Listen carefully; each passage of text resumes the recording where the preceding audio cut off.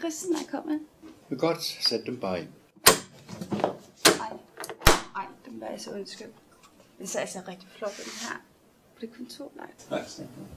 Jeg sender den lige ind, ikke? Det er godt. Tak.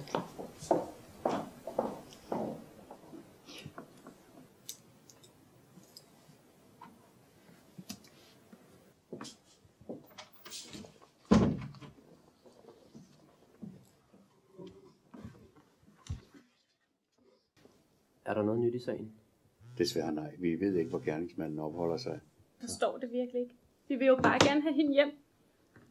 Altså, vi kender gerningsmanden fra tidligere sager, og vi ved, at han er en uforsonlig type, der er meget svær at forhandle med. Så I ved, hvem han er? Ja, Jamen hvorfor giver vi ham så ikke bare de penge, han vil have? det er sikkerhedsmæssige grunde, fordi han vil bare tro, at han kan blive ved med at lave den slags.